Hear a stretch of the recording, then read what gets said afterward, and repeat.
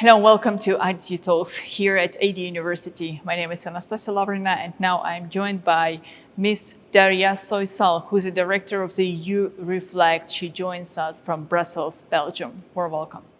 Thank you for the invitation. Thank you very much for your time. Thank you for joining IDDTalks.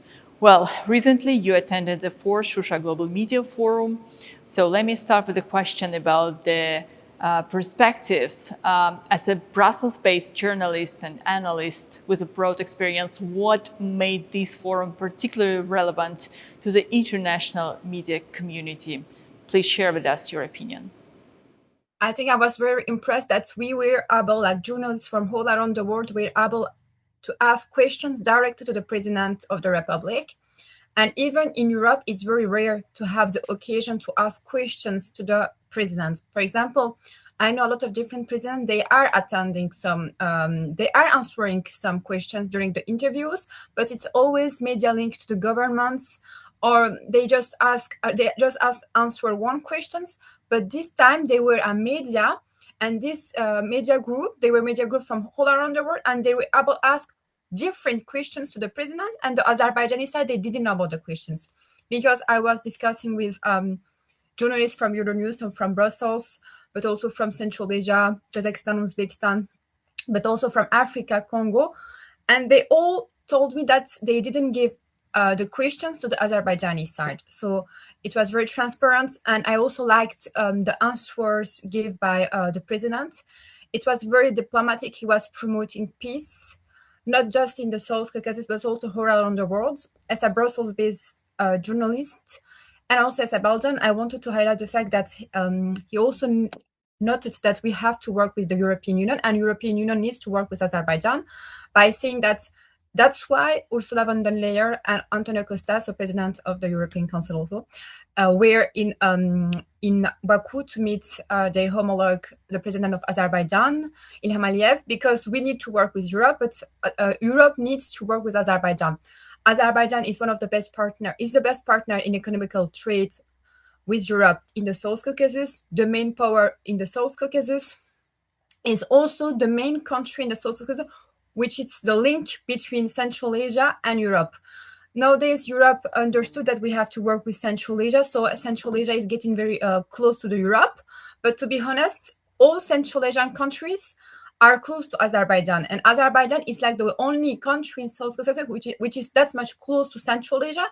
That's why they involved Azerbaijan in the C+5 plus Azerbaijan consultative meetings of Central Asian countries. So I think that if they want to work with Central Asia, they have to work with Azerbaijan. And during the forum, each time the president was giving like diplomatic answers, not emotional answers, why we have to create peace and why we need to work with Azerbaijan. And I really like, because I was very impressed. It was my first time seeing a president who were able to answer in a peaceful way to all questions.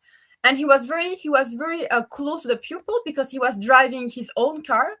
So I was very impressed. He has no driver, so he was driving his own car, and he had for sure security, but not that much security. So we were able to discuss with him. I was also able to discuss a few words and exchange my opinion to him, and he was very welcoming with me and with all journalists. You know, it's very rare. It's very rare to have occasion to be that much close and to have occasion to discuss with a president. Absolutely. So, working in Brussels, you closely follow European politics and international affairs. Do you think there is a still gap between the reality of Azerbaijan today and the way the country is sometimes portrayed in European media and political circles? So, in fact, we have to know that, unfortunately, in the European affairs, European politics, European governments, the reality of Azerbaijan is so different than the reality in when you are going to Azerbaijan and when you are seeing by your own eyes.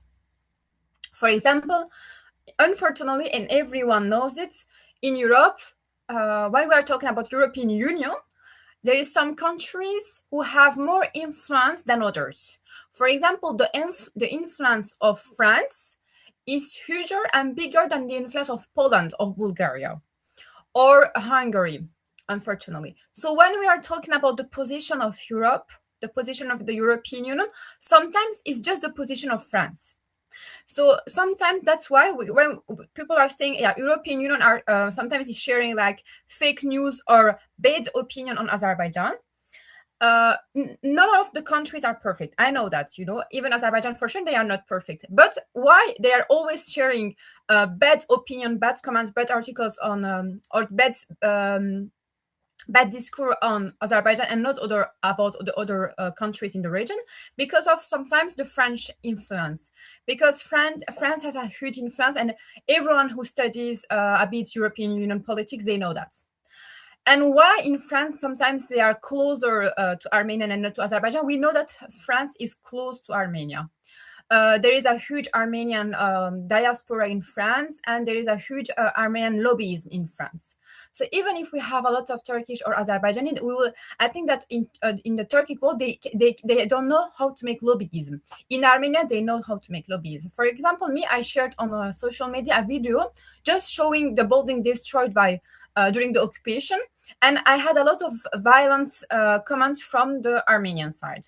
I was a bit sad. Why I was a bit sad? Because now we have to establish peace between Azerbaijan and Armenia. I don't like to have war. When we were in Shusha, when we saw that what happened during the occupation, during 30 years of occupation, what happened during the war, it's not good for any side. No one likes to have to see people dying, but you cannot establish peace when you have still fake news on a country, when you are always blaming a country, just one country and not all the countries, when you are subjective and not neutral. And unfortunately, in European Union, we don't know about Azerbaijan. They are always saying bad things on Azerbaijan. But Azerbaijan is a laïc country. Sometimes they are saying that Azerbaijan is an Islamist country. You have Jewish people, you have Christian people, you have Muslim people. Everyone can do what they want in Azerbaijan. It's a peaceful and laïc country. But in the European side, they are saying fake news. So they're always saying fake news on Azerbaijan. When I was in Shusha, I was a bit crying because I saw destroyed building during the occupation. So I think that in the European side, we have fake news on Azerbaijan in a lot of different media because of the Armenian lobbies, and because of the fact that in the European Union, one of the main power, France, has a huge influence of the Armenian lobbies. So the Armenian lobbies can influence the opinion of the president, but also the opinion of the government. I'm not a liar, because you can just listen what Emmanuel Macron is saying. The president of the Republic of France is always saying that he feels close to Armenia. He's always going to Armenia. He's always listening Armenian songs. So he feels close to Armenia. You can feel close to Armenia, maybe because of religion regions, okay? But you also have to be neutral, because Azerbaijan was facing 30 years of occupation of 20% of their territory. So you have to be a bit more neutral, I think that. So we need to, I was happy that at least Azerbaijan is organizing free media forum where journalists are coming, discussing and asking questions to the president, but also to the assistant of the president, and the MFA was also there. So we were able to ask all the questions. I also did an interview with the assistant of the president, Mr. Hikmet Hajiev. So it means that they are open to journalists. So we are also looking for other presidents who will be able to make the same thing. Well, the reconstruction of Karabakh that is taking place alongside efforts to build lasting peace in the South Caucasus. From a European perspective, how significant is Azerbaijan's transformation from a country dealing with conflict to one increasingly focused on reconstruction and regional connectivity? We have to know that Azerbaijan is the main power in the South Caucasus. So for sure, like the president say, when a land is coming back to the owner, we can see a reconstruction, we can see peace in the region and development. So unfortunately, I saw all the buildings destroyed during the 30 years of occupation. I was not the only one. There were a lot of different journalists. I saw also the Uzbek media. They were doing some reports about these facts. So to be honest, I'm just asking to all people from the European Union and European side to come to Shusha, but also the whole Karabakh, and to see by their own eyes, Even when we are talking, even today, some people are criticizing Azerbaijan, and they are saying that, this land was the land of the Armenian. Look, we were in Hankandi, And in Hankandi, we saw that they were a park with 44 steps, and they just showed the Azerbaijani forces were able to take the whole Karabakh in 44 days. So if the Azerbaijani forces wanted to make war against Armenia, I think in a few months they will be able to win the whole war against Armenia and even to take the lands from Armenian. No, they just wanted to take to take again their own land, Karabakh. Karabakh is also a Turkic word, Karabakh. So Black Garden. It's an Azerbaijani word. So yeah, I was very happy because when I was in Karabakh, I saw the reconstruction. So even the assistant of the president said, "Look, what the buildings, you can see that they are destroyed." But within 5.5 years, we can see a lot of reconstruction of the city, and it was very beautiful. To be honest, even as a tourist, I will enjoy to come to Shusha. For sure, we need also again more times because we need to have a full reconstruction. But I was very happy because it was green, it was beautiful. But we really need to have this peace, in fact, in the region because it will help to have prosperity. So nowadays we have resolved the problem in the Karabakh, so we have no any more problem in the South Caucasus, and we see that there is a prosperity in the region. So I think that European Union also needs to know about it. But in the international law, they knew that it was a part of Azerbaijan. So no one were saying that it's a part of Armenia. Even the Armenian government were saying. And I'm very happy that nowadays the Armenian government understood, because thanks to I think that I think that Armenians have to be very lucky because they have a guy who is smart, Pashinyan, and he knows that no, we have to turn the page of Karabakh and we have to work with Azerbaijan because it was a land of Azerbaijan. And Pashinyan also said one day, look, we didn't construct anything in the Karabakh during 30 years.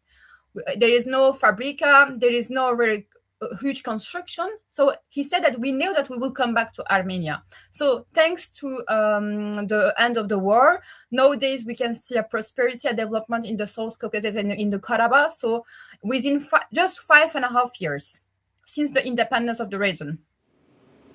But you yourself, do you believe that normalization between Azerbaijan and Armenia could also change the wider relationship between the South Caucasus and the European Union?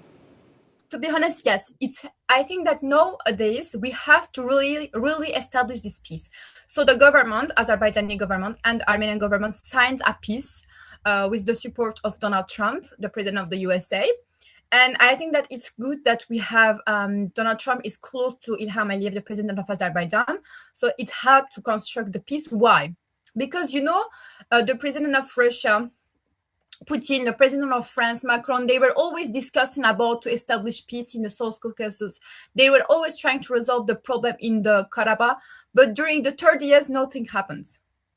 But then the Azerbaijani government said that we have to make war because no one will help us. In the international law, we have to respect the territory of Azerbaijan, but the territory of Azerbaijan is under occupation. No one helped it.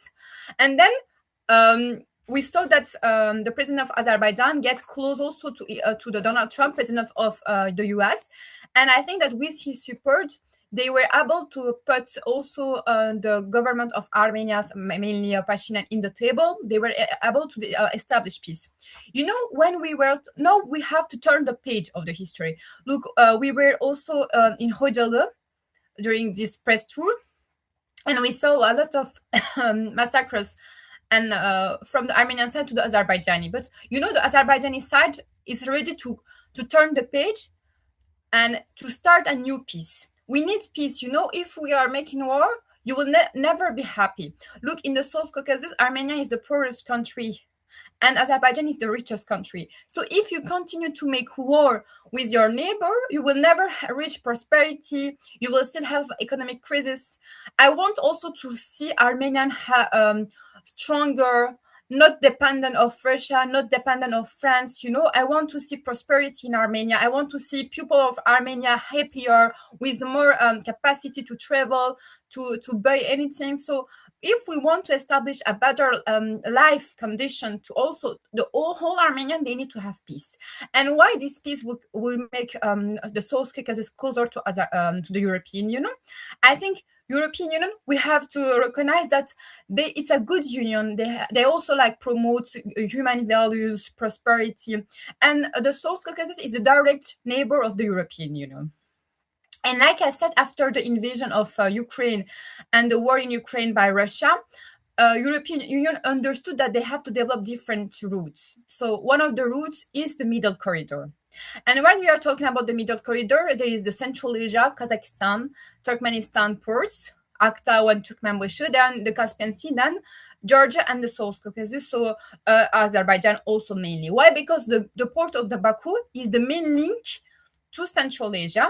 And then after South Caucasus, you have the Black Sea, you have Turkey, you have Romania, and you have the European Union.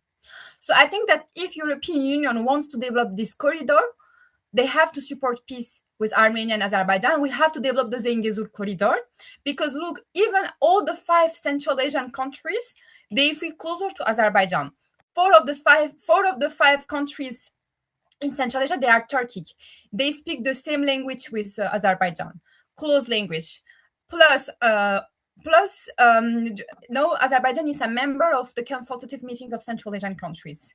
And it was a request from Turkmenistan. It was supported by Uzbekistan and by all Central Asian countries.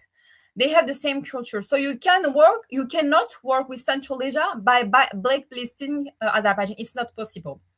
And plus, Azerbaijan is also close to Turkey. So Azerbaijan is a bridge between Asia and Europe.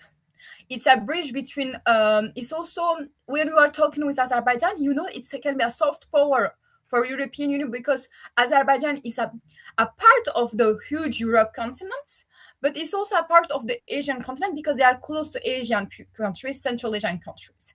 So I think that, yes, we have to work about the Zengezur corridor, but if you blacklist Russia because they are doing war against Ukraine, and I'm also supporting the fact that we have to fight about what Russia is doing to Ukraine. You cannot blacklist all the countries because of some lobbyism, Maybe you can be close to Armenia. You can support Armenia. I also support the peace with Armenia because I don't like people hating other countries. I support with peace with all the countries. But if you start to blacklist some countries because of some lobbyism, you are not smart. You are not making European Union stronger. Me, as a European Union citizen, I want to see European Union stronger. To be honest, you can see that no new powers are coming. India, Brazil, new powers are coming, and we are changing the global politics of the world. So if you are still blacklisting some country because of some lobbies, you will lose your power, and then the world will continue without you. So yeah, I think that we have to. I think thanks to God, we reached the peace in the Zengezur corridor, and now we have to work with Azerbaijan in the European Union. Well, thank you. Thank you so much for your time, and thank you for joining IDDTalks today. Thank you. Thank you very much to receive me and to give me the chance to discuss in this interview.